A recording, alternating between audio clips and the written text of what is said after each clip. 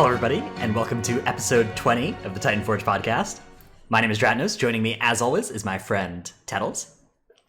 Yo, what's up, Dratnos? Hello, Trell. Yo! And my other friend, Trell. Yeah. Holy shit. He's done it, the mad lad. Okay, so this week we're going to talk about patch 8.3, what we've learned so far about it, which of course is all exciting new information from last week that has just come out, so that's going to be the main focus of the show. And so we'll talk about Corrupted, the new affix for Mythic Plus. We'll talk about the new essences that are coming in, of which there are 6 that we know about, all of which are pretty cool. And we'll talk about class buffs and nerfs that have been revealed so far, although, of course, those are very preliminary and tend to change between now and when the actual patch comes out, but we've got a little bit of an idea what things are going to look like. But first, the big piece of news for fans of the Titanforge podcast is that the mechanic of Titanforging is itself in jeopardy. Have you guys heard about this? The potential replacement with a new mechanic?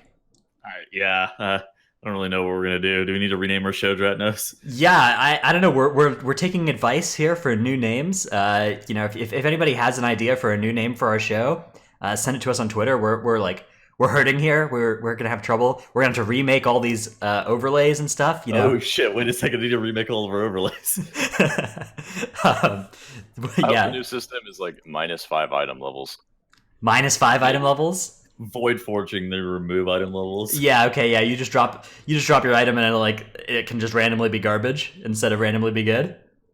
I mean, you get to the end of the dungeon. That's how it always is. You get to the end of the dungeon and you see the item and you're like, yes, it finally dropped my BIS item, and then you read it and it's like -40 item levels, like chance on hit to kill you. Yeah. Disappointment. That sounds like a fun system. They should definitely do that. But yeah, tweet at us at Titanforge WoW if you have an idea for our new podcast name, or you can send it to us on Discord. Discord links should be wherever you found the show to our Discord. Also, some things you can get in our Discord are special and only for patrons of the show, people who choose to support us over on patreon.com. Big thanks to those people. Yes, Tettles' Bathwater will be available. In fact, any of our patrons at BlizzCon can request an in-depth creation of Tettles' Bathwater. So, go for that. That'll be a good thing to do. The patreon.com/Titanforge is where you could go to get your name on that exclusive list. And at the top of that list are Paul, Gu, Never Nude, and Ahara of US Proudmore. Thanks so much for the incredible support continuing from those specific gamers, but really from all of our patrons as well. Big thanks to you all. Speaking of BlizzCon, where you will be able to... BlizzCon, there will certainly be Tettles' Bathwater in the Los Angeles area during BlizzCon, whether or not anybody gets access to that. Thank you for clarifying that. I was just like, huh. Well... And because Tettles will be busy with that and some other less important things, we won't be able to make a show that week. So the week of BlizzCon, we're probably going to take off there'll be no show. God, what's that day going to be? It's going to be like the 2nd of October, or of November? 2nd of November, there's going to be no live show. Right. And so that means the Monday the 4th, you're not going to see a show in the audio feeds. And all three of us will be there, though, in some form or another. Anybody who wants to come to BlizzCon, also known as Titanforge Con, come there, say hi to us. We're happy to have a little meetup or whatever. I'm sure actually we'll all be in the same place a couple times, so do that absolutely. Okay, let's move on to our important topics, and I do think it's a good place to start is the kind of the Titan forging mechanic, as much of a meme as that is, if that is something that they're considering taking away from the game, and that has a lot of good implications. But one problematic implication for it is that people who play the game exclusively in Mythic Plus are going to have a much harder time being effectively geared, right? Because you're hard capped at you need to max Titanforge to get base Mythic loot, basically. Or max Warforge, I guess, to get base Mythic loot, even slightly worse than base Mythic loot, if you couldn't go higher than 15 item levels on an item roll. And there are some people like J.B in particular who really just spends all his time in keys and relies on the intermittent Titanforges to be geared at the same level as the people who do raid and to stay competitive with them. So we have a tweet from him, actually, at watch_J.B. Any Titan forging change is almost certainly going to favor mythic rating, and probably ensure that you're never able to obtain equal or higher eye level gear from M+ for any of your gear. This is already the way caches works, and confirmed by Blizzard to be intentional. So he's talking about the fact that you can't get a max level weapon from caches, I think, because they can only ever go up to 5 below the cap, unlike the mythic weapons, which can go all the way up to the cap. Yeah. I think this is a legitimate problem with taking away Titan forging that Blizzard would do well to solve, would be to come up with a system that at least allowed people like J.B. Not everybody who just does weekly 10s needs to be mythic geared from doing it, but I think if you're spending a lot of time doing like 22s, 23s, 24s, it makes sense that you can do that and be mythic geared. And I think that J.B. has identified, really, it's already a weak spot in how geared you are if you only do keys, but it'll be a big problem if there's no Titan forging, because that's kind of a band-aid right now. Okay, so PvP has a similar issue too, because like most of your gearing from PvP will probably come from like end of game rewards as well. Mm-hmm. So that plus like Mythic plus, a lot of your gearing will come from Titan forging on just like end of dungeon loot boxes. And with the Titan forging itself gone, if you don't Mythic raid, then like the assurance of having that high item level piece is not there anymore. The alternative, though, is the downside of it is that it's repeatable content, so you have to kind of take that into account as well. So it'll be interesting to see what they do moving forward, because I think we all are in agreement that doing 22s is just as legitimate in-game content, like gear-wise, like you should be getting, as pushing 2.4K rating, as is pushing like Mythic raid. And I think we're probably all in agreement that you should probably be rewarded equally for doing like the hardest of hard content. In some shape or form, yeah, I'd like to see that. Like the fact that you can't get a weapon unless you get super lucky out of your cache, and then it's not quite mythic item level usually, is pretty tough. It forces all the Mythic Plus players to at least raid the first few bosses of this current tier, which is what we've been doing on Area 52 in our Twitch Prime raid that Nerf and I started. Yeah. We'd like to see an alternative system, though, for sure. Mm-hmm. But it shouldn't be like the end of dungeon loot boxes, because it can't be repeatable. And it shouldn't be from doing plus 10s either, right? Like, exactly. Plus 10s, I think, should be roughly equivalent to heroic rewards and difficulty. I'm fine with getting one mythic item per week from doing plus 10s, like the weekly box being what it is for plus 10, or for plus 10s, I think is okay. But I think it needs to be better only if you're higher than that. Like only if you're in 15s or higher, probably. But I think Blizzard shied away this expansion from giving any kind of functional reward to doing higher than a 10.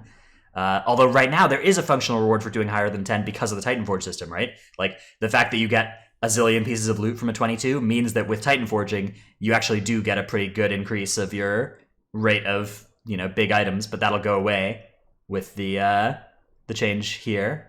Okay, but Dratnos, does it feel any better that you get 2 430 pieces of loot? No, but what if they made it so for the Azerite residuum system, the currency that you can spend to get tokens of Azerite from your Mythic Plus cache and whatever, you could add in the option to buy a weapon for like double the currency of a 445 Azerite piece, maybe. Okay, yeah. It probably should be a currency system, like realistically, and it would be interesting, like if at like the end of the dungeon you got 5 of X token if you did a 20, but you only got 2 if you did a 10. I think they're really worried about doing like currency rewards at the end of Mythic Plus because they remember the days where everybody spent 14 hours in Mob Souls and they don't want to like encourage that again. So I think they don't want you. You can't farm 25s like all day, man. Yeah, you kind of can though. I don't know. Okay, J.B. does, right? You're right. Okay, never mind. You're absolutely correct. But if it's vendor loot, yeah, I think they could do like a weekly currency even, or like you get currency from your X highest keys per week, which is like maybe your 5 highest keys each week or something, or your highest key for each dungeon, something like that each week. Something that I think they want to avoid a system that keeps you doing dungeons repeatedly to get the best items. They don't want you to always want to be in keys, because then people who don't like keys will do it as well if that's a good way to get rewards. I think that's what they should be the most scared of, is if something feels forced on the players, because that's always where the most backlash comes. I mean, that's like where the most backlash in the Essence system comes, is that people have to do stuff that they don't want to do and to get their best essence. Yeah, and to be clear, we don't know exactly what is happening with Titanforging, right? Like, there's some ambiguous quotes from Blizzard that hint at it going away, but we all know what ambiguous quotes from Blizzard mean, which is we have no idea. So what if they just only change the name of it and everything else remains the same? Yeah. All debated. I mean, they did that. We're all idiots, yeah. They did that when they changed it from Thunderforging to Warforging, so Yeah. that could just be happening again. They could just be like, yeah, the Titans are gone now. It's the Void Forging that's happening, but it's just functionally the same. Yeah, that would be a good meme, actually. Honestly, if they did that, I would not be mad. I think that would be fine.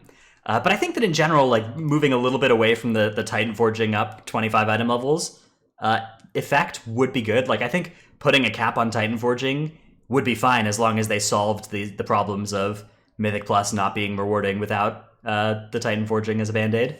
Sure, and purely just to play devil's advocate, how much do you think Titanforging plays into like the fact that people continue to play whenever content is no longer fresh from just like a psychological standpoint? Yeah, I think it's big. I think it's a big reason that people continue to raid after they have all their mythic pieces, right? But you know, if you capped it at 15 item levels, that doesn't change mythic raid at all, right? There's no effect on mythic raid from capping Titanforging at 15 item levels because Titanforge is already capped at mythic raid at 10 by the item level ceiling.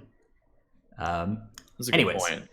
That's a minor topic. That's not going to be our main discussion this week, which is going to be about the rest of patch 8.3. Let's start by talking about the new essences that are coming in to the Heart of Azeroth. So we have 2 per spec, and I guess we can just go through each of these and then make our predictions about which ones are going to be good, which ones are going to be bad, and where each one's going to be good.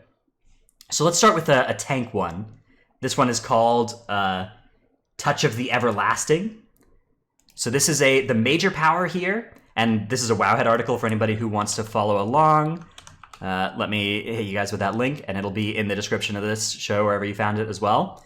So Touch of the Everlasting is the first of these. This is a tank essence. The major power is a cheat death, so once you get it up to rank 3, your next death is prevented, and you instead regenerate to 40% of your max health, and take 85% reduced damage for 3 seconds. And that resets the cooldown of your big defensive, so shield wall in this case for prot warriors. But this can only occur once every 10 minutes. So this is a pretty big duration cooldown. I mean, this does take your major slot, which is pretty big news. The minor on this thing is when you fall below 35% health, gain avoidance for 15 seconds, and your next active mitigation will last 50% longer. This can only occur once every minute. That also seems like a pretty potent effect, especially on specs that are starved for active mitigation. So I'm thinking of specs like Demon Hunter and Prot Paladin that often have downtime in their active mitigation and fall below 35% health pretty frequently because their health is pretty, wildly swingy. Okay, Yeah, that'll be interesting, for sure. So I actually really like that minor just because it interacts with the specs directly. So a lot of times we have essences that don't really interact straight up. Like it'll increase your mana regen, but then occasionally you have something like Mage that increases your Fire Blast recharge. The Fire Blast recharge refresh from Memory of Lucid Dreams is kind of cool. So I think stuff that interacts like directly, such as your active mitigation on this minor, or even the major, is also pretty cool as well. Yes, I think that's true, and that causes some specs like Death Knight, who don't have active mitigation, to be left not being too interested in this minor, right? Sometimes it'd be like that. Yeah, I bet it just means your next Marrow Rend makes Bone Shield last on you for longer, which doesn't do anything. Hell yeah. Yeah. That's not true. There's just not. Yeah, I guess they could just make your next Death Strike heal 50% more for Death Knight. That would be a reasonable way to make this good for them too. I can see this essence being a really good pick for Mythic Plus and for progression raid fights, especially like speedrunning MDI stuff. Whenever there's a cheat death trinket on MDI realms, everyone wears it in the cups eventually. They like wear the DPS trinkets for a little bit, and then they all swap to the cheat death trinket like halfway through MDI seasons because they just are tired of dying and throwing the run. Yeah, I think it depends on how good your other major options are. Like, I don't know, there's some tank specs that have really big benefits from a major, and some tank specs that don't. So if you don't, I could see this being really good. By the way, we're getting more essence slots as well, right? We're getting 2 new minors? Yeah, just 2 new miners. Mhm. I was honestly hoping that we got another major. That would have been Me kinda too. sick. Yeah, that would have been awesome. Yeah, Yeah, 2 more miners, so you're gonna have a lot more choices, and well, at some point, I feel like it just kinda it feels like Yeah, less choices, but, it seems like like conflict and strife is going to be just mandatory for everybody. yeah. So if you are not on that conflict and strife rank 3 grind, now is the time. It's not a bad grind if you can just you get up to 1400. Okay, anybody can do that, and you just cap conquest for the next 5 weeks, and that's not that bad. You just turn on war mode and do the battle for Nazjatar at every 3 hours or whatever, and that gives you like a billion conquest, and do the invasions and find some war supply chests, and you get your rank 3 conflict and strife that way. You're going to want that for next patch if you don't have it, because you're just going to have so many miners. You're going to want to get that. You might want to get Vision of Perfection, that's getting buffed. And then like whatever the Mechagon rep one is for your spec, whatever the Nazjatar stuff is, just grind those now. You're gonna like having the options, because once you have 4 miner slots, you're really like that 4th one. You're really gonna want to have access to everything to have that, I think. Okay, let's move on to the next new essence that we have here. Unwavering Ward is the new one. So the rank 4 or rank 3 major of this releases 12 protective spheres outward over 4 seconds, granting the first ally to touch it a barrier that absorbs some damage for 10 seconds. Each time you send one out, you get an absorb shield for 2% of your max health. So you're going to end up getting a 24% max health absorb shield at the end of this. Whenever an ally gains an absorb shield, you and that ally heal for a small amount too. So this is kind of an interesting one. This one seems like it scales reasonably well into Mythic Plus, because the total amount of healing isn't divided among the total number of players in your raid, right? Like as long as all the spheres get absorbed, which maybe is harder in Mythic Plus, but you could just run into melee and hit this, and probably most of them will get absorbed. That probably absorbs quite a lot of damage across the raid. And of course, being an absorb shield means that you could do this before damage. Like you could just channel this right before Kragmaw does the tantrum. Yeah. that's what I was thinking. Yeah, Kragmaw. Think about it for something like whenever you have reduced maximum HP as well, like Queen Ashara or Restless Cabal. It could also be very good for that. Think about this for like last boss of Shrine of the Storm as well. You could just channel this and then kill all 5 ads, maybe. Oh shit, that would be kind of sick. Yeah, I don't know. I guess it scales with your max health, the absorb shield. Oh no, the first ally to touch it gains a barrier. Okay, so if you could go touch your own spheres, like if you could get a couple of your own spheres, like after you finish channeling, if you can run and grab them yourself, you could maybe build up a big enough absorb on yourself to kill all the ads. I don't know. That's yeah, it is possible. Soon. something to investigate for sure. And then the minor. So this is a healer essence for those that I guess I didn't clarify that. The minor essence on this at rank 3, every 10 seconds, allies within 15 yards gain an absorb shield, and that shield keeps stacking up like Diamond Lace Refracting Prism, up to like 5 times as much as the original size. And every ally with that absorb shield gets a 3% damage reduction too. Now those 3% damage reductions on effects like this, that is actually pretty big news. Like that's going to absorb a lot of damage over the course of a run. It's not going to show up in healing meters. But Disc Priest had a thing like this back in like Legion, Lenience is Reward or something. And it like whenever anybody actually did the math on logs on how much that thing was healing, it was a lot. So I think this is going to be a pretty good minor. It also has the unique of corruption reduced by 10%, which we don't really know what that means yet, but it's possible that you will need to have at least one minor that reduces your corruption by 10. Mean? There's probably raid fight that interact with, or items maybe. Those are the two kind of things that jump out as being possibilities. So yeah, that's a new healer essence. Unwavering Ward. Pretty cool. Guardian Shell. Let's move on to the Spirit of Preservation. Spirit of Preservation. This is the other healer one. Preservation. So the rank 3 major for this is channel a beam of energy into an ally, healing them over 3 seconds. Other allies in the beam are also healed, but for like quarter as much. Each time that this heals the primary target, you gain a stack of the minor. And the minor is every 5 seconds you get a stack of the minor, which causes your next quick heal to heal for an additional amount, stacking up to 5 times. So this is something like Healing Surge, Regrowth, Flash Heal, or whatever. Each stack of Saving Vigil consumed increases the crit chance of your next quick heal within 6 seconds by 20%. So this stacks up to 5 times and causes your next fast heal to be really big. And then after you consume those stacks, then you have 6 more seconds to cast another one of those, and that'll have a big increased crit chance. So it increases single target healing, Yes. essentially for some classes that don't. This also looks like a Mythic Plus essence. It looks seems pretty bad, but yes, maybe I'm not. I don't know. I mean, it seems like the miner is probably something you can get away with 4 miner slots. It seems like specs that struggle with single target healing in Mythic Plus would benefit from having access to this effect. Yeah. But it doesn't seem like it's something that like Resto Druid and Keys or most healer specs in Raid are going to be that interested in. I like these essences that fill in gaps like that. Like Resto Shaman has struggles healing the tank in Mythic Plus, for example, and some tanks lack a cheat death. So like the essences that add those options to the game, I think are really good ideas. Hopefully these work out to be good picks. Yeah. I think that this is. I think you're right that this does not look like it's going to be universally applicable, but I think the miner is going to be good when it's good. All right, Strength of the Warden is our next power. This is a tank one. This one is really cool. Rank 3 is taunt all nearby enemies, forcing them to attack you for 6 seconds, and increase your dodge chance by 15% for 6 seconds. Targets affected by this take 50% additional damage from you. Yeah, that one looks awesome. Yeah. Wait, that looks forward to that one. sick. Yeah. The miner on this at rank 3 is every 2 seconds, you store up some healing up to a total of your max health. And then of 10% of your max health. When you dodge or parry an attack, heal for all stored healing. The maximum health of all tank spec players in your party or raid is increased by 3% stacking. So this one's interesting because it affects your other tank in raid too. It buffs them up also. However, it's increasing their max health, which is, not a big deal for Brewmasters in particular.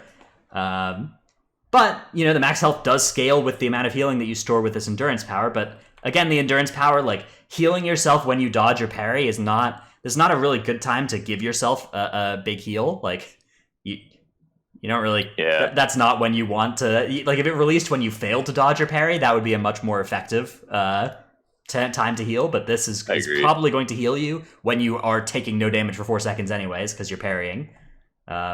So I think that the miner looks like the main thing you're going to get out of this is max health, and I think this isn't going to be a miner that you'll play by itself probably. Yeah. Although you could stack a raid, as Fireshar in chat points out, you could stack a raid with 20 players who are tank spec and all taking this, and then you get 60% health across everybody. How can you lose? That seems really useful. Thank you. But yeah, the major is really the interesting one here. An AoE taunt that also increases damage that stuff takes from you by half, and makes you more dodgy. Pretty cool. That seems really good. Like, just in general, think about mobs that take increased damage, like have increased damage taken phases. For bosses, that could actually be very important to have. Or obviously, the obvious use case is just on the trash and Mythic Plus. Yeah, I mean, this just looks like a good damage essence, right? Like 50% additional damage from you for 6 seconds, like taunting all the mobs away from me. Hold on, skittish. It's got 3 things in it that make it good. 1, it solves your threat problems for that pull. 2, it increases your survivability because you get 15% dodge, and you deal a lot more damage to the pack. It's like an all-in-one essence. Yeah. So what if I trees over top of this? I believe that the newest taunt wins. So if you trees first, trees wins, and if you if you trees first, Vigilant Protector wins, and if you Vigilant Protector first, trees wins. It's whatever gets cast second. I wonder if it would actually remove the Vigilant Protector buff. It taunts off. It might do that. I don't think it will, but maybe. Hell yeah. I'm going to be trolled by titles soon. All right. Breath of the Dying is the next essence. The major power is called Reaping Flames. At rank 3, burn your target with a bolt of Azurite, dealing some fire damage.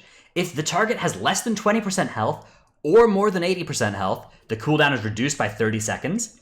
If this kills an enemy, its cooldown is reset, and it will deal 100% increased damage on its next use. Okay, this is an interesting one.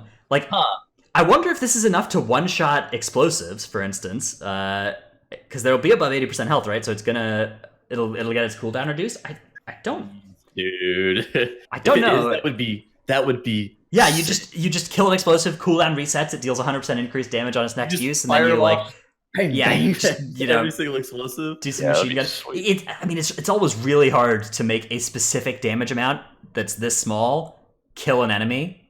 Like that's not easy to do.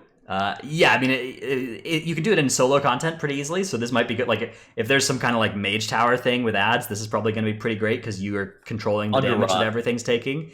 Dude, underrot. So first off, the boss is at 100% health for forever. Second off, you have those orbs that spawn around you too that you can fire it off into the... Yeah, you send it into an orb to get the 100% increased damage on it. And you fire straight into the boss after that. Heck yeah. Okay. Yeah, I wonder if this is... Also, you could probably fire it at, like, critters in dungeons, too. And Wait a second. Yeah. Lady Waycrest is always in that range. Murder some beetles or whatever. Mm-hmm.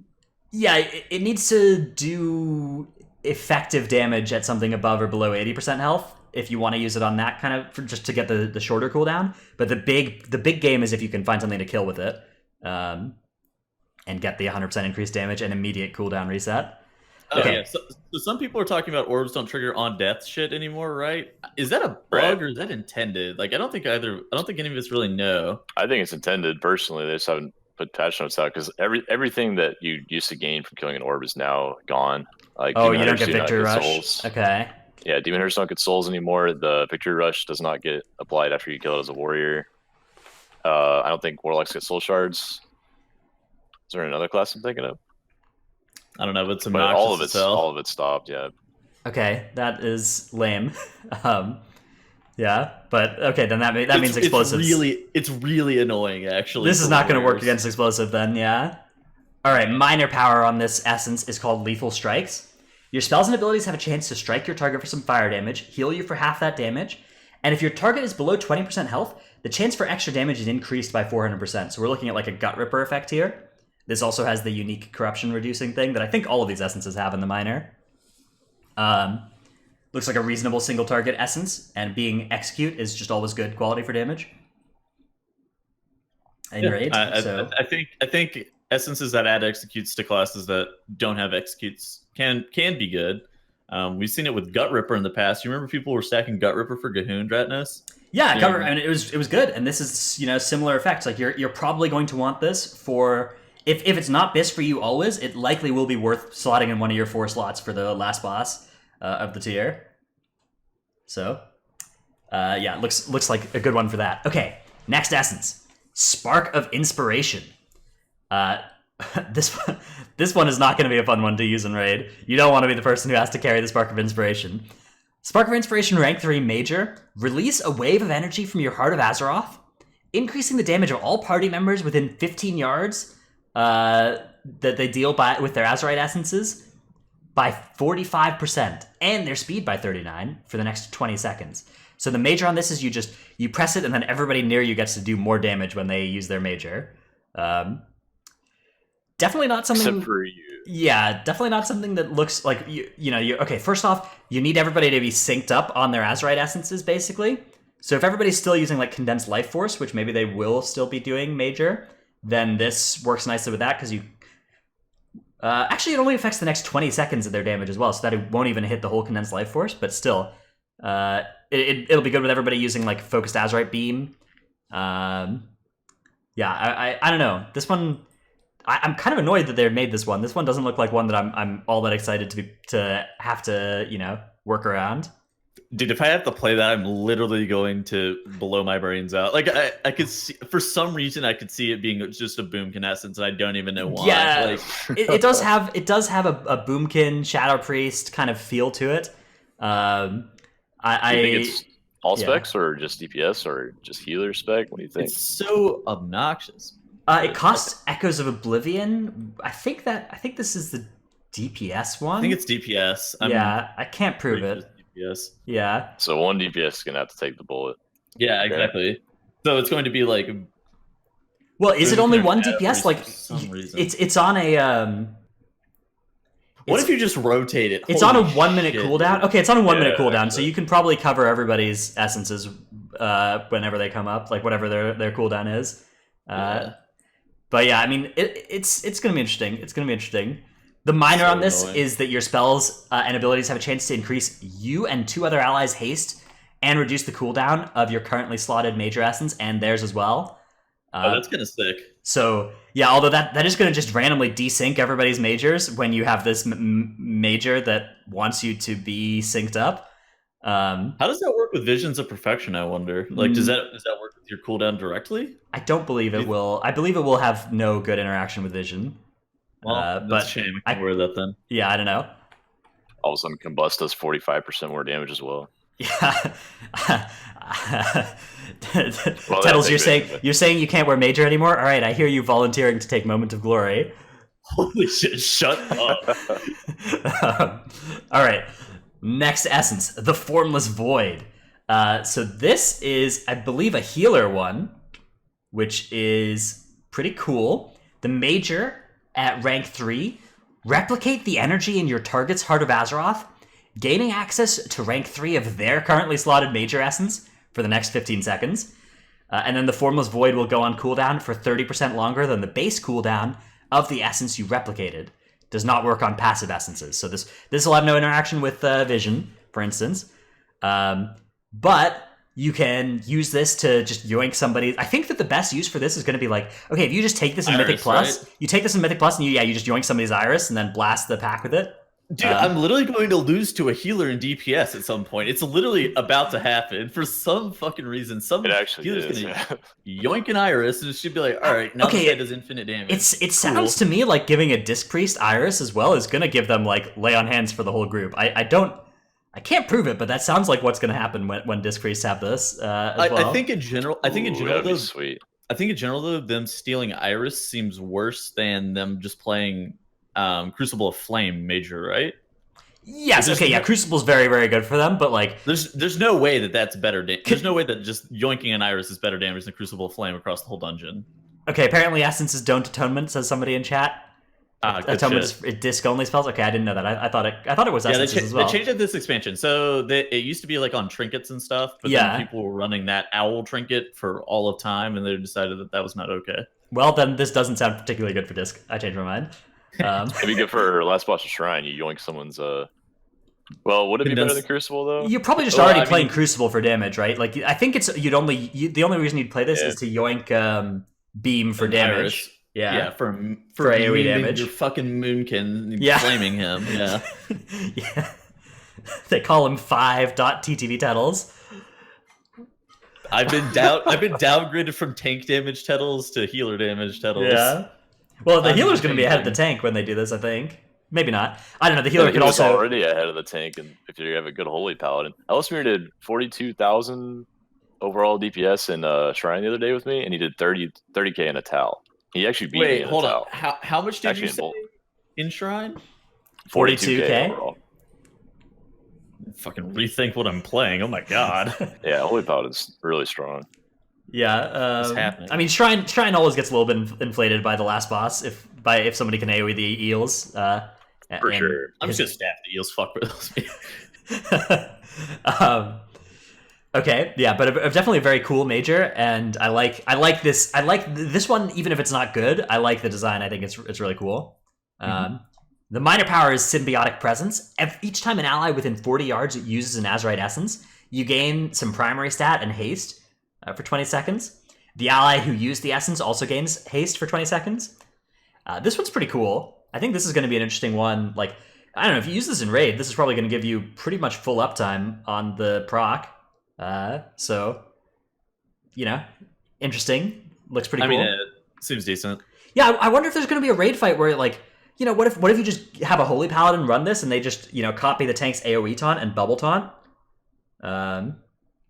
Ooh, that would be interesting too. It's kind of cool, right? Like, there's some gameplay to be done here.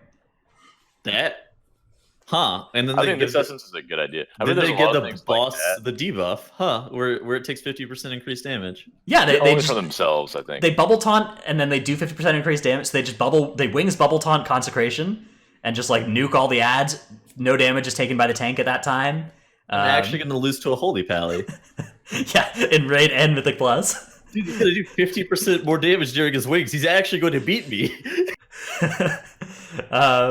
But yeah, God damn it. So those are the new essences. Lots of these look pretty cool, pretty awesome. I'm very excited actually about these essences. With with the possible exception of Moment of Glory. I don't know about that one, but the rest of these, yeah, I like them. Yeah, that was a real thinker man one. All right, very cool system, yeah. Okay, let's talk about another type of new item that's coming out in the patch called Corrupted Rings. So here's another Wowhead article that if you guys would like to follow along in chat, and of course this will be in the description, show notes, and stuff as well. So here we have these Corrupted Rings. We don't know exactly how these work, but they increase your damage and healing by 2%, and then they all have a drawback on them as well. So some of these drawbacks are pretty bad. For instance, when you fall below 25% health, taunt all nearby enemies for 5 seconds. I hope that's the one that's going to be used. That'll be so funny in Mythic Plus. That one... Dude, I could hear Trell now. If I was playing it, I drop below 25%, I instantly get killed. You'd be like, how did you die? Oh yeah, I don't know. I got melee, man. It's really no counterplay. No, dude. Okay, yeah. You take the damage, right? Okay, you fall below 25% health. You taunt everything. Then you fall below 10% health. Then your Azar Staff procs. Okay, your Azar Staff procs, and you get full aggro on everything forever. And heal up to full, and you're just like kiting randomly, for 15 seconds, just trying to run away from all these mobs. Wait. You fall below 25, you taunt everything on accident, and then I use my Major Essence to taunt everything back. Yeah, and then his Azar Staff procs and rips the threat all back after your AoE taunt ends. Yeah. So that one's the gameplay now. That one's like a pretty big drawback, but there are some non-big drawbacks, like, Last Grasp. When you kill an enemy, summon a hostile tentacle at its location, which will try to void grip you. That seems like a pretty big drawback in Mythic Plus, because you're going to kill like 150 enemies over the course of the dungeon. But in a raid fight, on like a patchwork fight, that's whatever. Yeah, look at Revel and Violence. Like, all right, bro. Yeah, your killing blows root you for 6 seconds. Like, no big deal. No big deal. I'm going to shift that. Walk away. And then, periodically marks a random enemy, making them the target of your fury. While your fury persists, your damage done against all other foes is reduced by 10%. That's a big drawback in Mythic Plus again as well, but also no effect on single target on Patchwork. So there are a lot of these that aren't a big deal on Patchwork. And then some of these are just huge drawbacks, like Mesmerizing. Your damaging spells and abilities against a repeated target reduce your movement speed by 5% for 6 seconds, stacking up to 10 times. So you just have 50% reduced movement speed against single target. That is, very spooky. Anyways, these all are kind of drawbacks of various sizes that I would say are pretty significant. Many of these, I think, are worse than 2% increased damage and healing. So I think many of them would not be worth it. But yeah, like some of them, like Revel and Violence, just seem like super worth it. Seem like kind of a no-brainer. Yeah, especially if you have freedom or you're a druid. I mean, you just don't get a killing blow. Like there, it's not when you kill an enemy. There, it's actually killing blows. So you need to do the damage. It's not just anybody. So just just don't do a killing blow. Yeah, I mean, I really like that they're doing this though, because everyone wants the Kiss Curse effects like this in the game, like we've talked about with Mythic Plus affixes quite a bit. Where if you have something that brings a benefit but also a drawback, if you don't play carefully, it's really fun to play around and think about what you can do with it. These are looking good. Yeah, the overconfident one. Death FX in chat is asking about. When you receive overhealing, you refuse the next 25% of your max health healing for 10 seconds. That's a pretty big drawback, I'd say. But we've already seen how this plays out with overflowing. So overflowing was like percent based, like how much overhealing you got converted into a shield, whereas this is going to be like a pretty big like health absorb. But at the same time, this doesn't seem like something that would be that bad for raid, just because how often do you need like a health pool and a half of yours healed over the course of like 10 seconds or whatever, right? you would need to be like topped and then need a bunch of healing, and you would need to have not been healed before that started, right? Exactly. Yeah. So it seems like you're right. This seems like not actually a huge deal in raid. In Mythic Plus, I could see this being a pretty big problem, just because it like you top somebody, especially like the overflowing wasn't so bad for Resto Druids because they just healed for such a small amount on people who were topped, but they often did do overheal ticks on people who were topped. And this one, instead of giving them a 3% absorb shield, is going to do a 25%, which is very big by comparison. And Disciplined Priest would hate that ring. Well, bow down to our new Holy Paladin Overlords. Yeah. Just glimmer somebody else, and you won't be able to glimmer 8 people anymore. So you won't overheal anybody anymore. Okay. But yes, very cool idea. I like these rings. We'll have to see exactly how it works. If there's some discussion of this being potentially the replacement for Titan Forging, right? Is these sort of items that always have the extra damage and healing, and then they get a random detrimental effect. We have no idea how it works yet, but if that's how it works, I think that's pretty cool. I think it's pretty cool to have that instead of Titan Forging. Like, there's still Abyss one of these, probably Revel in Violence, and you're hoping to get that, but you actually have these interesting decisions of like, okay, should I run this masochistic ring or whatever? Should I try and do it? Can I get a socket though? The real question. Yeah, well, socket Titan Forging sucks. That's just, it's such a big thing whether or not an item has a socket, and you just keep trying to get one that does. I hate that more than Titan Forging actually. All right, let's move on to class balance changes. So again, we have a Wowhead article. Big thanks to Wowhead for carrying our show, by the way. You can think of our show as Tettles and Wowhead as the rest of the group. So we have some changes here to essences, to existing essences. We have Purification Protocol getting buffed. So some more damage coming on the Purifying Blast Major.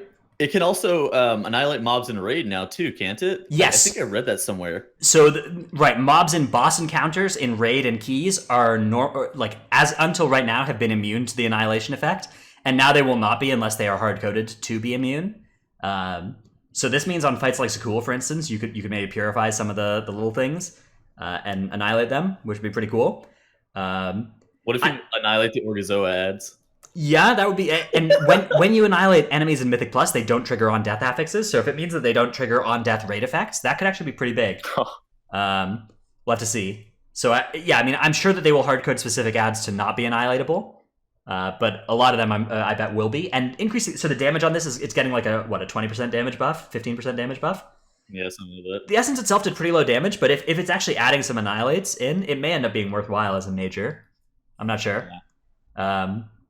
Again, this is one that you're going to just really want to get rank 3 of, just because it's a damage proc minor, and you're going to need you need more minors than you do right now. So, I think that you should, like everybody, should be farming Mechagon rep basically. If you didn't need this that badly on your character, you might next patch. So, just to have it as one of your 4 minors.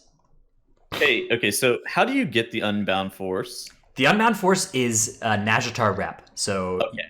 If I can purchase it, I just don't have it. Okay. Yeah, I did actually purchase it just because I wanted to be a completionist and have all of the essences and get the little achievement thing. So I'm a proud owner of that. I don't have that one. Yeah, so Unbound Force, the minor is getting buffed. The duration on the increased chance to crit is being increased from 4 to 6 seconds. This is a minor that was pretty overpowered on PTR originally when they first were creating essences, and then they nerfed it like 7 times. Yeah, they gutted it. And now they're buffing it a little bit. I think it still has a ways to go before it will be good. But again, you're going to have more minor slots, so this might creep its way in because you're gonna need to fill more minor slots than you currently do. This might be good synergy with some other minors that you could play. Yeah. The major is also getting buffed, just a coefficient increase on the fire damage. So, They want us to play Reckless Force and Undying Force more than we currently do. Vitality Conduit also getting buffed. Good about Vitality Conduit, actually. Vitality Conduit, it looks like what's being added is versatility scaling to Vitality Conduit. And also they're changing it so that the healing actually shows up on your healing meters instead of on the people who are transferring to each other's healing meters. So those, interesting for sure. Vitality Conduit, it's something that looks good on Necrotic Week, is something that people have liked it for, because apparently it transfers healing. Like when it transfers health to people, that doesn't count as a heal, so it's not reduced by Necrotic on a target, is the theory. Although I'm actually not convinced that that's how it works. I've looked at the healing meters, and I'm not actually sure. Like I think that maybe the healing is being done to the wrong targets and not to the tank that people are counting as this, so... I'm not sure. Maybe it's just bad, and it's that has worked in the past. Like, there are things used to go through Necrotic, like SLT, life right? transfer. Yeah, that still does. Leech used to go through Necrotic years ago. Right before, that back before they fixed that, leech was really really good. That was also pre-nerf leech, so you just needed like a 10% leech set or whatever, and you were fine in necrotic. World Vein Resonance, the major is getting buffed on this thing, which makes sense because nobody has ever run the major, except for I went into a pug once where there were two friends and they were both playing World Vein Major. I don't know. It was. I'm sorry. What? They probably done islands together and gotten their world veins. I don't know. It was cool. Maybe they know something we don't. Maybe Yeah, they're the big brain. I hate people.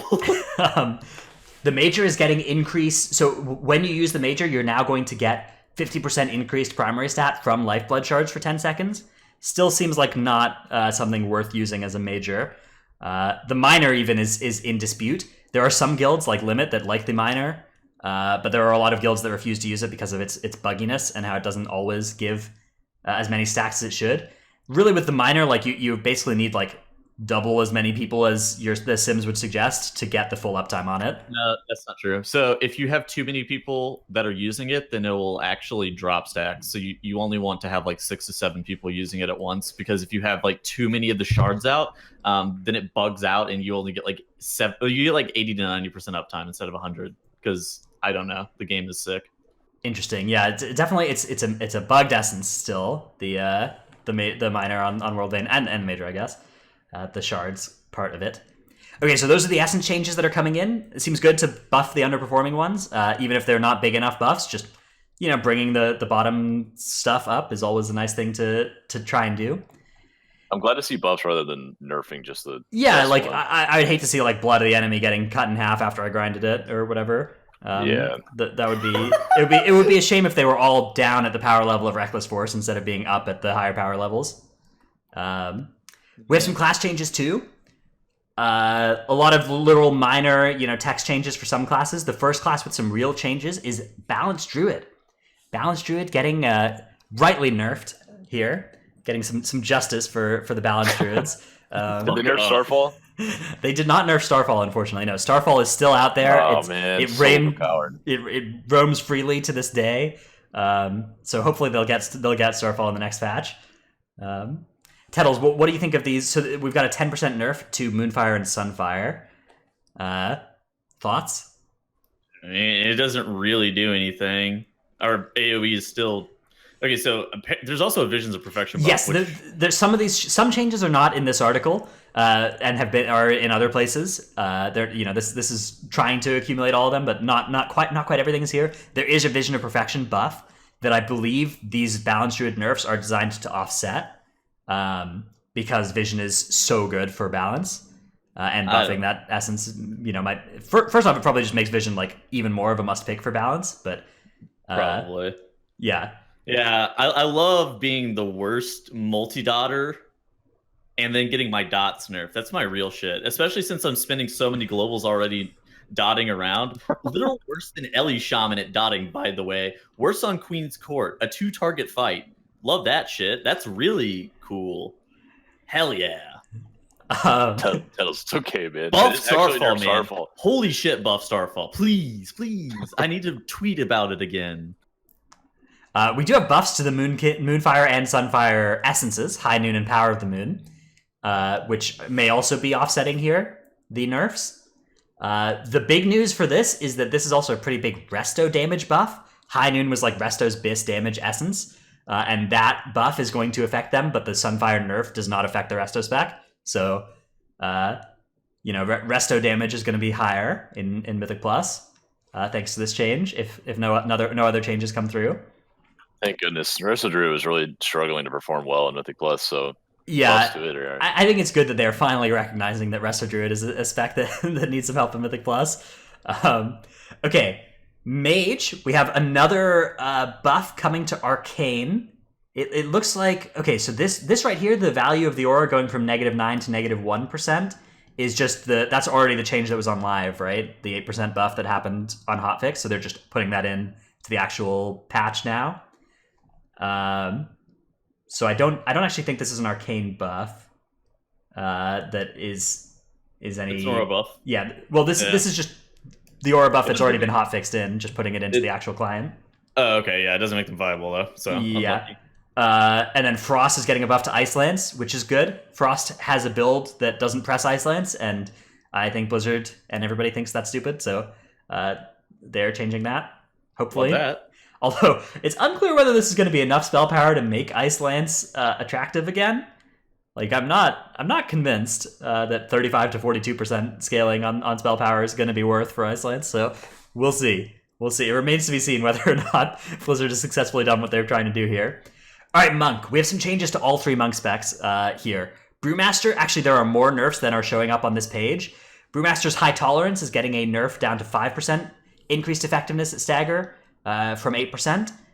Brewmaster's also getting a Gift of the Ox bug fixed, which is going to be a pretty big reduction in the healing from Gift of the Ox, as that kind of scaled out of control, as we were talking about on the Brewmaster show with Andy Brew, as the expansion went on. There's also a nerf to the agility coefficient for stagger effectiveness, which basically means that you're gonna get less stagger per point of agility.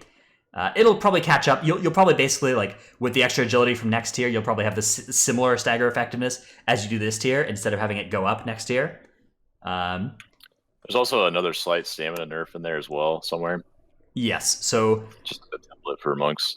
They nerfed like the overall mitigation of monk across the board by a slight amount, and then they also bug fix or nerfed majorly the Gift of the Ox healing, and that's the major concern, is where that might end up being quite a bit less healing, like maybe even 50% less than we're having now, which could make Brewmaster kind of struggle in keys, but we'll see how it goes. Yeah, Brewmaster, I think that you're right to say keys, because I think that in Raid, Brewmaster is going to continue to be excellent here. Oh, definitely. And, you know, Brewmaster scales really well with all their stats, which is a nice thing for it, too. But I believe that in keys, Brewmaster is going to take a pretty big hit from this. It might still be great, but it's good. It's going to, like, it was the best by, it was not the best by far, but it was very, very good right now. And being able to out heal your healer with Edict is a bit absurd as it currently stands, I must admit. Yeah, Tettles and I did a key on my Brewmaster, and before the key, Tettles was like, no, you know, don't bring his monk. Oh, I hate you. I'm Tettles. Didn't say that. You know, that's exactly what he said. Character trap. Yeah, and he's like, I hate you guys, you know, blah, blah, blah. And then we did the key, and it was, you know, it was smooth, it was clean, it was super fast. I didn't die once, you know, I was like doing a bunch of healing and, you know, damage, rolling. Not too much damage. Rank 2 Conflict and Strife is a shame, I must admit. Yeah, I'm working on the rank 3. It's going to take a little while. You know, I'm capping every week. But yeah, it was a good experience. And Brewmaster, like, it should not be as easy as it is with all the good gear. The thing about Brewmaster is that you do need the thing that Brewmaster's really OP with is raid trinkets at mythic item level. So if you don't have those, it's not necessarily an OP spec right now, but it's so good with those, with Edicts and Urchin and stuff. Oh wait, are you trying to tell me that Diamond Lace Refracting Prism is not the best trinket? Diamond Lace is not that much farther below. I did finally get an Edict last week, so I stopped getting that question, and yes, Edict is a little bit better at higher level. Higher eye level in general. Yeah. So Brewmaster nerfs, I think Brewmaster had room for some nerfs, and it seems like a pretty fair set of nerfs. And I expect the spec will continue to be good. Could probably use, like, I don't know, a damage buff in keys or something from here. Would maybe be a good thing to do. I think it's probably still going to be the best tank in Raid by a lot. Yes, in Raid, I expect it will be the best by... I think that it probably needs about 3 times as big nerf as this to be in line with everybody else in Raid. But in keys, I think it's going to be... I expect it'll be Warriors. Given the changes that are on the PTR right now, I put my money on Warriors being the best tank in keys next patch. Once again, yeah, it's pretty likely, I think. But I think Brewmaster will be in that, you know, second tier of still being good, unlike, you know, Season 2 when they were just so far below Warriors. All right, Mistweaver. Mistweaver is getting some offsetting changes here. This looks overall like a buff to me. There's some flat nerfs to Rising Sun Kick and Blackout Kick, but they are dramatically increasing the scaling with attack power on Rising Sun Kick and Blackout Kick. So that's, you know, probably a buff. And then Windwalker is just getting a straight buff to these, to Rising Sun Kick and Blackout Kick, which is good because the Windwalker build Generally Yeah, didn't press Rising Sun Kick, except to enable Whirling Dragon Punch, unless you had some specific traits that made it good. So, good on them to get to actually make it so you press that button. I think this is a significant enough buff to actually make it a button you'll press as well, so that's nice. Okay, Paladin. Big changes for Raid here. Glimmer of Light is getting capped to 8 targets. The way that Glimmer of Light works right now is you can get it on pretty much everybody during your cooldowns, and then just in wings or whatever, you'll do huge amounts of healing. This is a big nerf to Paladins healing in their cooldowns. Not a dramatic amount of nerf to their healing outside of cooldowns, though. Still should be pretty similar in kind of wings downtime. I think that this is a deserved nerf. I think that Paladin might need some hits to the rest of their kit as well, but Glimmer was definitely the big offender. I think this was a deserved nerf. Yeah. It's worth noting there's no functional change here to Mythic Plus, and Paladin, like the Glimmer build in Mythic Plus, is pretty good. Looks like fun, so I think that I think Paladin is going to be fine here, at least with this change. I don't see this as being I don't even see this as being enough to knock them out of the top healer tier with Disc Priest for Raid. No, I don't think so either. I think it's gonna be a slight nerf, but I don't think it's actually gonna be that big of a deal. If they still have Aura Mastery with Devo, it's still gonna be pretty sick. Yeah, I guess this is a nerf in keys because you can't Glimmer on more than 3 enemies if you want it on all 5 allies, or you 8 total targets. So it will be a little bit worse in keys for that effect. Okay, but probably not dramatically worse. Discipline Priest is getting a nerf of about 1%. So Atonement is getting nerfed down from 55% effectiveness to 50% effectiveness. But Mastery is getting buffed to 11%. To 11% base instead of 10% base. So the kind of the end effect of these is about a 1% nerf. There's also buffs here to Shadowward Pain aura, and then nerfs to its coefficient. So it's going to scale a little bit less effectively, but it's going to have a little bit more base damage. Again, pretty minor change there to that spell. But yeah, it's slight, very, very minor disc nerfs. Doesn't look like a big deal. Does this bring Mischief Kitty back to the game? I would be surprised. Shadow. Shadowward Pain. I guess if your question is about Disc Priest in keys, my suspicion is that none of these changes matter for Disc Priest in keys. No, just Mischief, but yeah, okay. Shadow is getting a nerf here as well. The same nerf to Shadowward Pain is coming out. Yeah, not much to speak about there. I mean, there's a bigger nerf coming though. Shadow is getting a lot of nerfs actually. We have Shadowy Apparitions dealing 25% increased damage instead of 50% increased damage with Auspicious Spirits talent. And we have Chorus of Insanity getting a nerf of about down to 2/3 of its current value. So these two effects combined are I think there might even be some more Shadow nerfs. There's another one. Where's that link? Click that Imgur that I have there too. Do you see Imgur? It? I guess it's not a link. I don't see. Oh, that. Okay, yeah, I got it. Yeah. Bang. Okay. You like that? That's a funny picture, by the way. Okay, September 26th. Cool.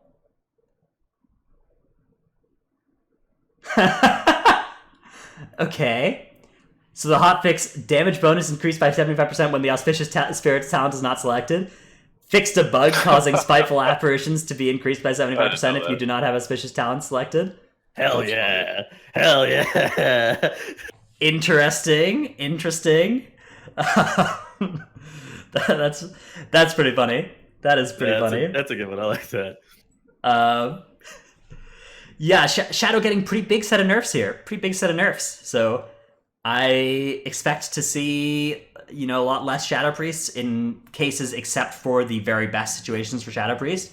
So something like Zakul and Orgazoa still seem like fights where Shadow Priests are going to be excellent, even with a pretty big nerf to their kit. But everywhere else, it seems like they're not going to be good, and they're probably not worth putting a lot of gear on. If you're a Mythic Raid guild, Shadow Priests are not something you can really get away with having for those fights anymore. because you're going to have to play them on your other fights as well. So I think Shadow Priest. I think this is a big nerf to Shadow Priest. I expect that you'll see a lot less of them this tier than last tier.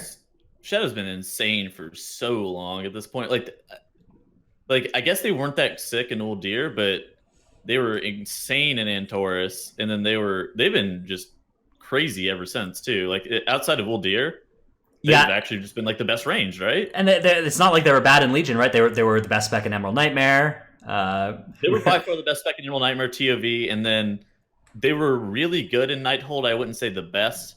They were kind of bad in Tomb of Sargeras, but then they were the best in Antorus again. So like Shadow's been on top for a while. So I mean, I don't know. Maybe these nerfs are warranted, but at the same time, it does seem like it's a bit much. Who knows? It's hard to say. Yeah, I think that, I don't know. It feels like this is a reasonable-ish amount. I don't know. Shadow Priest, I think, needs to get buffed in the areas where it's not. Like, I think Shadow Priest single target could get some buffs. You know, give them some Mind Blast damage or whatever. Yeah, the single target could be better, but then the issue is that if you ever add a second target, they just do infinitely more damage than anybody else. Like, they literally almost double their damage by adding another target. Yeah. It's so stupid. Yeah. But, you know, buffing Mind Blast would not really help their multi-target because they just stop pressing that button, largely. Okay, Rogue. There's a change here to a tooltip that was fun. Basically, the Fan of Knives tooltip was accidentally updated to say it awarded combo points based on your attack power. And they fixed that back here. But tooltip updates are great. For a while on PTR, it would say Phantom Knives was going to award 4,000 combo points. So that was, you know, yeah. That was a good time. Someone asked me the other day if taunts still increase threat generated for 3 seconds, like after you press it. I asked you that. I didn't even remember anymore. Yeah. Oh yeah, it was Tuttles. It does. They removed the tooltip that said that a long time ago on every single taunt class. They removed the text that said that. But that mechanic does still exist for anyone still wondering. You generate more threat for 3 seconds after you press the ability, so you want to fit your highest damage GCDs in those 3 seconds if you can. I didn't know if it was a tooltip change or if it was like a legitimate change. Yeah, they just made it more confusing by removing an important piece of information from your taunt button. Yeah, yes.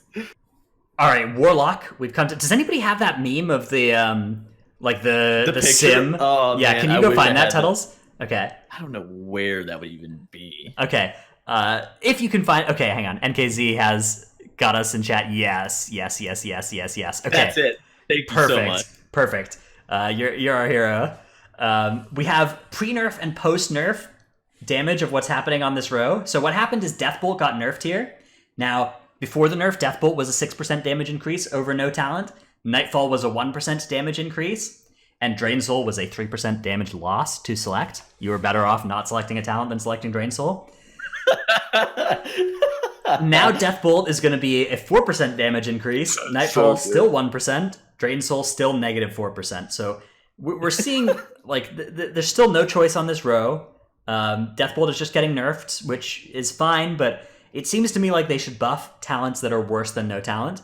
A similar argument could be made for Slice and Dice for Outlaw Rogues. That's also a talent that's worse than no talent, often, depending on your stats and stuff. So yes, definitely problem. Definitely a problematic talent tier. Okay, quick question in chat that I'll just quickly go back to. The Crimson Vial change here listed for Rogue is there's no functional change here. This is just changing some words here. Create Crimson Vial is a PvP talent. That they're changing some of the tooltip for, not anything. Create Crimson Vials, like the PvP talent that allows you to give like health stones to your party. Basically. Yeah, but no functional change there. Just adding some words to the tooltip. Okay, Warrior. We are getting some just no change again. Just some word changes here to clarify what Whirlwind does, causing your next 2 single target melee attacks. To strike up to 4 additional targets for 50% damage. So I guess that means that Heroic Throw doesn't Whirlwind. Yeah? Cool. Yeah, Heroic Throw. I don't think anybody was Whirlwind Heroic Throwing, but maybe. Maybe they were confused as to why it wasn't AoEing. Could you imagine actually if you Whirlwind and then you Heroic Throw and it just like sends out like 20 axes? Dude, you know what my favorite part... You know, my favorite part of heroic throw is that it says it generates massive threat, and it's massive, yes, massively increased threat. I mean, it does so little damage that like a massive increase on it is still nothing, but yeah. So what massively increases threat? So most abilities do like what they say the damage is in terms of threat. However, some abilities like heroic throw have to do quote massively increased threat, which is still not a lot. Let's be real. Like it doesn't. You're not going to generate like any realistic threat on the pull with heroic throw. Yeah, but the it's main such thing a is meme that it says if your prot warrior heroic throws a target, your healer isn't going to get healer aggro from it, which they would if it didn't do massively increased threat. If my prot warrior heroic throws a target and I fell rush into said target, I'm going to get meleeed by it. You get meleeed, yes. Yeah. That happened this week. Yeah. Okay. That is what we've got here. There's some new perseverance traits that are going to be in your necklace. So again, stamina is going to continue to go up. And then other than that, just a bunch of random, tooltip changes, professionally stuff. Nothing big. That is it. Those are the changes that we have so far.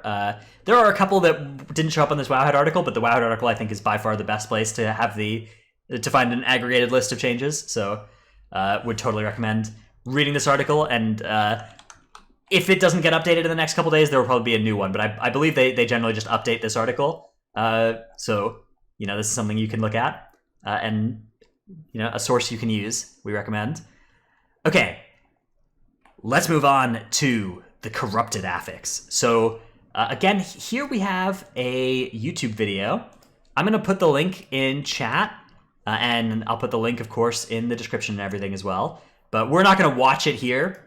We'll just talk about what's being discussed in this. But if anybody wants to hear Ian talking about corrupted, the timestamp in this link is where he explains the corrupted affix. So. Tettles, would you like to give the Titanforge summary of the corrupted affix? So basically there's these like pillars that spawn around the dungeon, and you can click them and you go into like a separate realm. Inside of that separate realm there's, I don't know if it's going to be a mini boss style mob or like a lieutenant style mob or whatever it's going to be. There's going to be a mob in there, and whenever you kill it you come out of the portal, or you can like click and you can come out of the portal, right? And you can come out like anywhere on the map where there are additional portals after you do kill your corresponding mini boss. So it allows you to do skips without the use of Shroud, which is specifically stated by Ian inside of this video. Yeah, so the obelisks are in set points throughout the dungeon and allow you to go into the other realm. In that other realm, you then kill this thing, and wherever you kill it, you get a portal to go back into the real world. So you basically can create these like, I don't know. Did you guys ever play League of Legends? There's that burrowing person that makes little tunnels. You basically can choose Rek'Sai. Rek'Sai, yes. You basically get to create your own Rek'Sai tunnels throughout the dungeon. With the starting points are set, and the end points you can kind of choose where to put them. So that's a cool element to it. We don't yet know whether the obelisks are going to change positions weekly. I expect that they will on a 3-week rotation, as usual. And we don't exactly know what it's going to be like to fight the enemies there. We do know that if you fail to engage these enemies, they will come when you fight the last boss. When you fight the last boss, anything you haven't dealt with in the corrupted realm is going to come and fight you. So it's possible that you will need more rogues than before. Like if you need to get to all the obelisks and some of them are behind the honor guard pack or whatever on the side, it's possible you'll need more rogues than before to shroud to these obelisks and use them and skip packs. If the enemies inside the obelisks give enemy forces, it's possible that you'll need to skip more enemies throughout the rest of the dungeon and you'll need more rogues. If they don't give enemy forces, it's possible that that may just really slow down dungeons and feel bad, but then you might not need that effect to the rogues, and you might also not get much benefit from skips in general. Since you're going to clear to all these things anyways. I don't know exactly what the implications are going to be, but my point is that it's not clear that this makes rogues bad. It depends on specific implementation. There are some ways they could implement a mechanic like this that would make rogues a lot less necessary, but there are also a lot of things that could be true for this affix that would actually make rogues even more important than before, or equally important. I agree. I think just having more freedom to move around the dungeon, regardless of how many things are already there to do so is good for keys, and will probably speed up your run. Just like Shadow Meld is always a time save for troops right now. It's not clear whether this is a freedom increase or decrease. Like, if you have to go to all the obelisks, then that's an increased restriction put on you, right? It depends on. It also depends on the dungeons themselves, because think about dungeons like King's Rest or Temple of Sethralis, where Temple, I could see there being some good obelisking to do because there's so much count that you want to skip. Mind.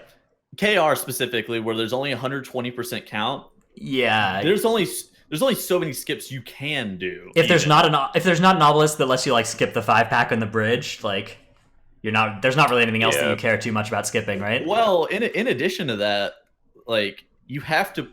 I bet you end up playing more obelisks than you do skips. Yes, just because of. Especially if they are worth, especially if they're not worth count. If the enemies inside the obelisks are not worth count, and I suspect that they won't be worth count because you're going to have to deal with all of them at the end of the dungeon anyways. Mm-hmm. So I expect that you're not going to get count from enemies. I hope they do something there. Like they give count if you kill them during the dungeon, and they don't give count if you kill them during the last boss. Interesting. That would make it a pretty big penalty to not do them during the dungeon then. Yeah. Yeah. And I also wonder like how the mobs are going to be. They could be literally any kind of mob right now. They could deal magic damage auto attacks. They could have a huge frontal cone that you have to dodge if there's like 5 on the last boss. There could be interrupts. Really bad. We know there's like little ads as well that come and like explode at you while you're in there fighting it too. So that looks pretty cool. We still don't know the specifics yet on this, but were memeing a little bit last night and joking about how the mobs that are inside of the obelisk could be just Shadow of Zul respawns and just you go down there and it's just Shadow of Zul right there. Yeah. Oh god. That would be cool. That would be cool.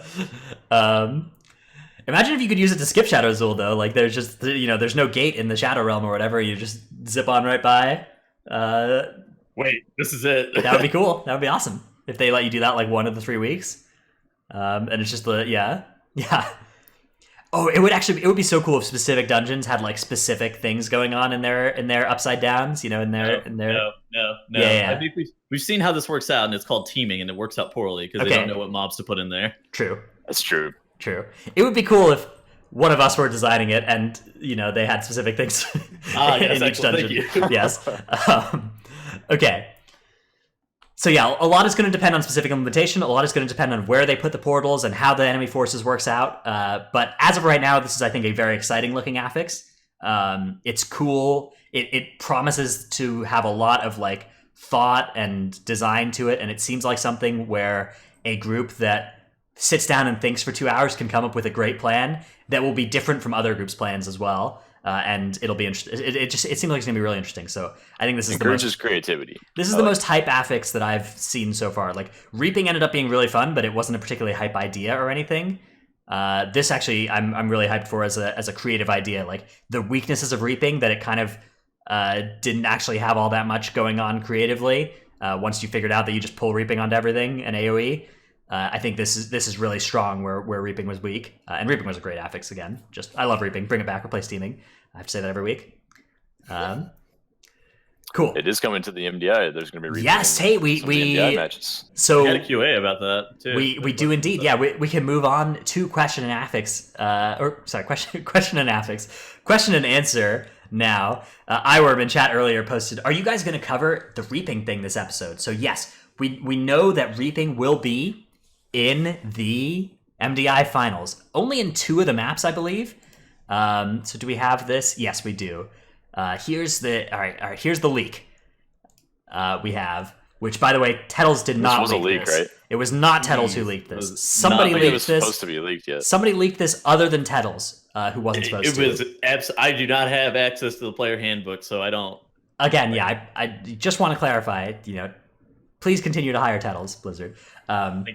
I appreciate it. So we have Freehold and Underrot are going to be the reaping dungeons, and everything else is going to be beguiling, which is kind of interesting because Freehold and the Underrot are the easiest dungeons, like on live keys. In MDI, kind of everything equals out because you just keep pulling until it's hard.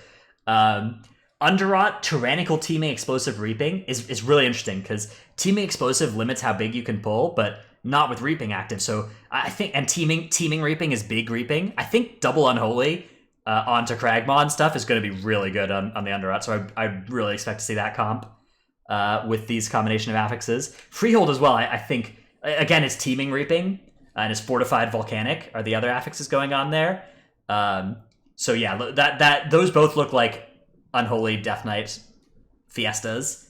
That one's going to be really interesting. Underrot, they're going to pull the entire Kragmaw room with double Unholy DK, and the Rogue's going to kill the orbs, and they're going to blow up the pack. But then they don't have any CDs for the boss, so I wonder what they're going to do with like the double Reaping Wave that spawns right Maybe there. they don't actually trigger a Reaping Wave there?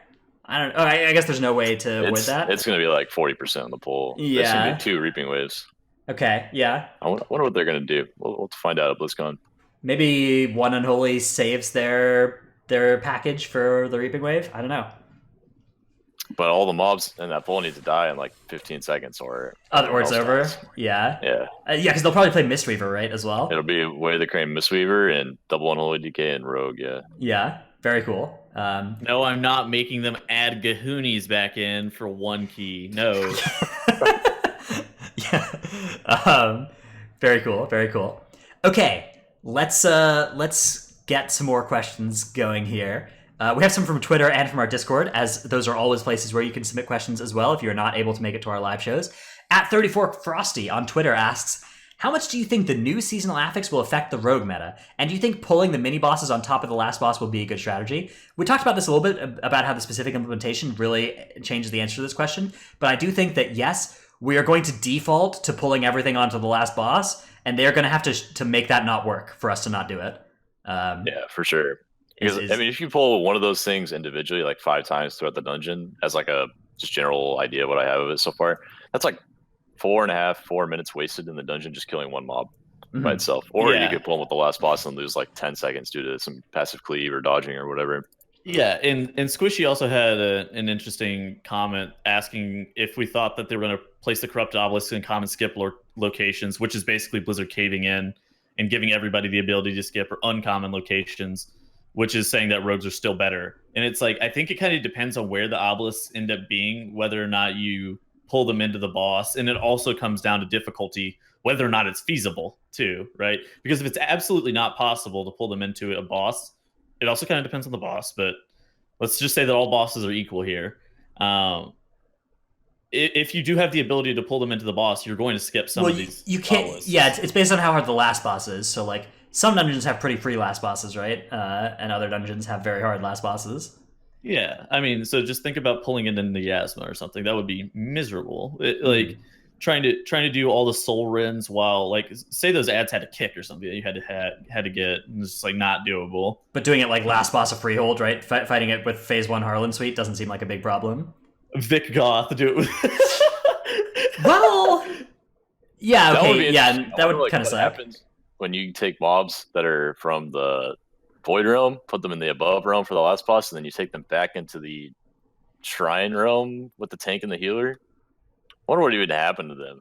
Oh, you're thinking Volzith, not Vic Goth. Vic Goth is the Siege one, I think. Oh, yeah. Yeah, Vic Goth is the Morales. Yeah. In the storm. I wonder if you could spotter them. I bet you'll be able to spotter them for a couple days. Oh, true, yeah. Oh, I bet you will. I bet you will for the first couple days. Well, actually, if they're coded as lieutenants by default, then probably not. But yeah, I expect, to answer Squishy's question, that they will do this weekly rotation thing again. So I think we'll see 3 weeks, and I think on some weeks the obelisks will be in the common skip locations, and in some weeks they'll be out in Narnia. Just like Void Emissaries are randomly sometimes in the choke points, and sometimes they're over in Narnia. And you don't have to worry about them. So I think it'll be pretty similar to the Void spawns on a weekly basis.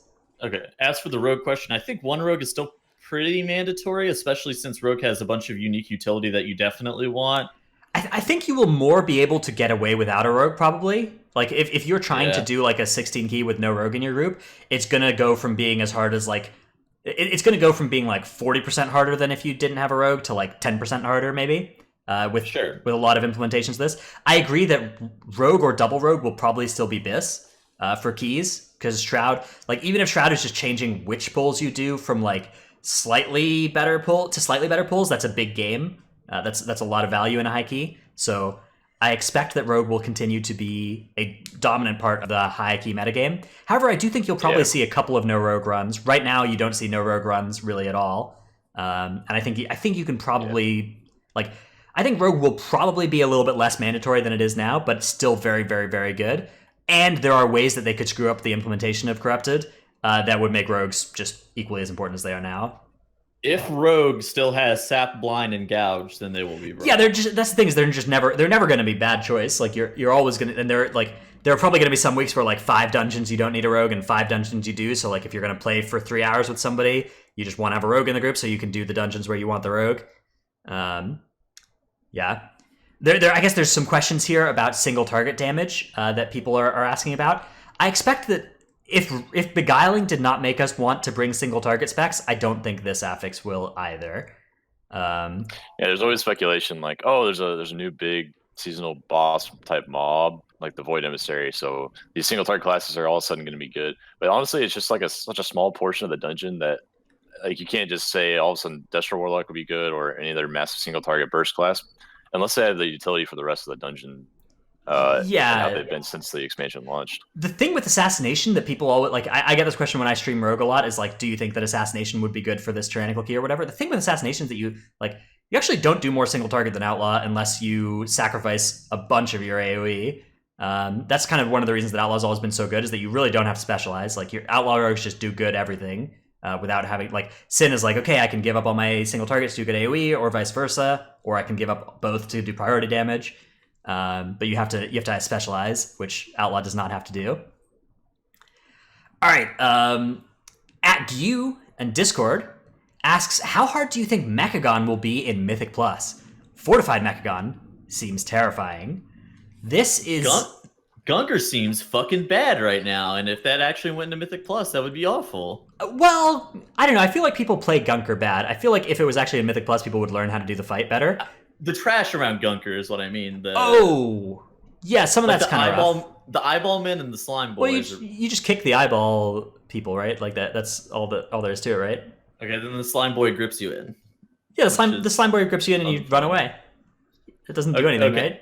So if you're too far away, then the travel time on him gripping you is problematic. It's impossible for you to get out. Yeah, it is a disease dispel though. So if you have a disease dispeller in your group, you're fine, or you just stand close to it when it grips you in. Like these don't seem like abilities that are that much worse than current. There's going to be a lot of learning time for this. Like the first couple weeks, everybody's going to be like, Mechagon is the hardest thing ever. I don't understand, how this is so hard. And the answer is because nobody knows what to do, right? But once we start to know what to do, I don't think it'll be too bad. It might be one of those things like Karazhan where they end up like nerfing a couple of things that scale out of control in Mythic Plus, which they've done 90%. Yeah, they've done that with all the non-Mechagon dungeons have already had that balance tuning pass where people have played a dungeon for a couple months and they were like, all right, Spit Gold does too much damage, we're going to nerf it. But they haven't yet done that for Mechagon, so that will be, I expect there will be a couple of overtuned abilities in there that scale up in a big way, but outside of that, I don't think that it's going to be, too bad. I think that we just are going to, it's going to be a little bit to learn all the mechanics instead of just brute forcing them like we do in Mythic Zero.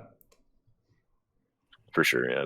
I'm looking forward to it. It's going to be fun to do a new dungeon for the first time all X-Pack and learn through all the crazy things and what you can do to avoid them. It's a shame that 8.1, 8.3 aren't bringing new dungeons like they did in Legion, right? Legion had, we had what? Cathedral, Seat, Karazhan. A bunch of new dungeons came there, and here we're just going to get Mechagon. 4 total dungeons throughout the X-Pack, and here we have 2. Yeah. Very, very late in the X-Pack. All right. Let's see. Next question at Kudaku on Discord. From a tank perspective, I could argue there are still quite a few abilities that feel bad on the global cooldown. Light of the Protector, Frenzied Regen, Dancing Rune Weapon, Death Grip, Gorfiend's Grasp, etc. How do you feel about certain defensive and offensive abilities still on the GCD? I think that this is a good point, that the defensive abilities that are still on the GCD, a lot of them, like Light of the Protector and Frenzied Regen, I think are great examples of abilities that it's just not... It's not fair for those to be on GCD when, at the time when they took Ignore Pain back off the GCD, these ones should have gone off too. And yeah. I agree. I think it felt really bad to play Prot Warrior, Protection Paladin, and Guardian Druid at the beginning of the expansion because you basically had to choose if you wanted to live or if you wanted to have Threat sometimes, or have Rage to have more survivability the next time around. So pressing Ignore Pain, Light of the Protector feels really bad on GCD. as well as putting up defensive cooldowns. I think a lot more were on GCD at the beginning. I can't remember which ones. Yeah, there were just these buttons you were trying to press to save yourself, and you just were on GCD, so you couldn't. And that does not feel good when tanking. I think that pretty much everybody agrees that defensive abilities should mostly be off GCD. I think that the offensive ones is kind of a more interesting question, because I've kind of come around to offensive abilities being a little better on GCD. I think that they need to make it feel good to have it on GCD, like they did with Stormkeeper and Meta.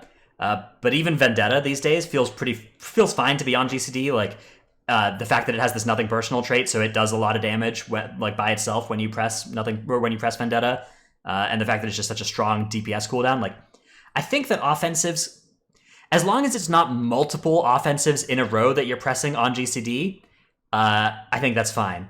I do have a problem with like Warbreaker and Avatar. Yeah, like you're just like, okay, I'm gonna spend the next 7 seconds pressing cooldowns that are all on the GCD before I get to start doing damage, and like, that feels bad. So I think that Windwalker has a problem. Windwalker, I press Storm and Fire, Touch of Death, Guardian of Azeroth, and then Cyclotronic, and then I finally actually do my rotation after that, I think. So not in that exact order, but 4. Yeah, okay. I was gonna say, I don't think that's the order of that, man. It's not, but Shaman kind of like has this as well. It's like, Stormkeeper, Guardian of Azeroth, Fire Elemental, and now I can start doing my stuff. Yeah. Paladin the same way with Seraphim, Wings, and a couple other things. It's just not very fun gameplay. I wish some of that were off GCD. I personally, in my opinion, is that a lot of this stuff shouldn't be on GCD like it was in Legion. I think that was way more fun and interactive. So I don't like the Legion design where you were like, okay, this global I'm gonna press 3 cooldowns and a damage ability. I think that the way it should work is that you should have one global where you're activating your cooldowns, and then on the next global you should get to do damage. I don't think you should have to do multiple globals of activating cooldowns. And it's interesting for Incarn, for balance, they give it to where you get 40 astral power whenever you activate your cooldown, which for an on GCD ability, it actually feels fine. Like, and then, like you said, there is ways to make these on GCD cooldowns feel okay. Yeah, Meta, Stormkeeper again, like those both feel great to use. Like Meta, like you don't even gain anything. You just are literally jumping up into the air. You can iframe dodge some shit occasionally with it. But it looks cool. It feels cool, Yeah. Yes, exactly. It feels good to use. I think that, whereas like Adrenaline Rush, you're just like, rawr, it doesn't feel like you're doing anything. Yeah, like applying that, I would take Touch of Death off GCD and keep Storm Earth and Fire on. Like, so you'd press Storm Earth and Fire as your major damage GCD, and then like Touch of Death off GCD and your first global Fist of Fury, stuff like that. Instead of how the current state is, it would feel better. All right, I think that covers the questions and answers that I've found so far. Did either of you see anything else that I didn't catch? I think we got them all. All right. 5 or 6 questions. Very cool. All in all, I'm very excited for this upcoming patch. I think that it looks like good changes. It looks like a good affix, and I think the affix is the most impactful thing to me. And then the essences look really cool, so I'm hyped about it. I hope that they bring account-wide essences or some account-based speed up to getting alt essences soon. But I don't want to just keep saying that every week, because I guess maybe I'll say it every week, but I don't want to spend too much time on it every week, because I assume that will get annoying to hear, but they should do that for sure. All right, well, thanks everybody for watching episode 20 of the Titanforge podcast. Again, we'll be back the following, episodes 22, 23 will be as normal, and then episode 24 is going to be delayed by a week, so because of BlizzCon. So, thanks everybody for watching. Bye. Have a great week. Later.